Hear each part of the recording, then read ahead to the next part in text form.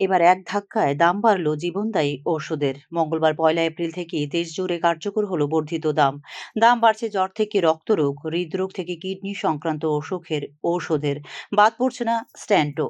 এমনিতেই ওষুধের দাম মধ্যবিত্তের নাগালের বাইরে চলে যাচ্ছে। এমন পরিস্থিতিতে এক ধাক্কায় ৭৮৪টি ওষুধের পাইকারি বাজারে দাম বৃদ্ধির ফলে দেশের গরিব ও মধ্যবিত্তদের নাগালের আরও বাইরে বেরিয়ে গেল চিকিৎসা ব্যবস্থা।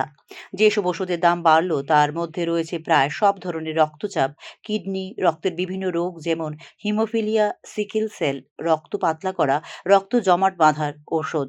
পাশাপাশি cholesterol, insulin, diarrhoea, gastro, stroke, পক্ষাঘাত, ব্যথানাশকের পাশাপাশি জ্বরের ওষুধও রয়েছে দাম বৃদ্ধির তালিকায়।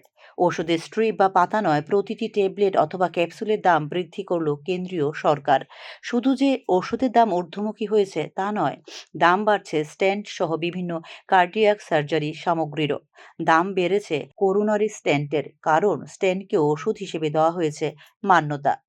বেয়ার মেটাল এবং ড্রাগ ইলিউটিং ধরনের স্ট্যান্টের দাম বৃদ্ধি হলো ১.৭৪%। ফলে বেয়ার মেটাল স্ট্যান্ট সর্বোচ্চ দাম ১০,৬৯৩ টাকা এবং ড্রাগ ইলিউটিং স্ট্যান্টের সর্বোচ্চ দাম হয়েছে ৩৮,৯৩৩ টাকা। যে ৭৪৮টি ওষুধের দাম বাড়ল সেক্ষেত্রে কেন্দ্রীয় ওষুধের দাম নিয়ন্ত্রক সংস্থা বা সেন্ট্রাল ড্রাগ প্রাইস কন্ট্রোল কোনো হস্তক্ষেপ করতে পারবে না, যা অত্যন্ত গুরুত্বপূর্ণ বিষয়। আগামী ২ মাসের মধ্যে পুরনো স্টক শেষ হবে। ফলে জুন থেকে গোটা দেশেই নতুন দামে বিক্রি হবে এই সকল জীবনদায়ী ঔষধ। Bureau report, news now.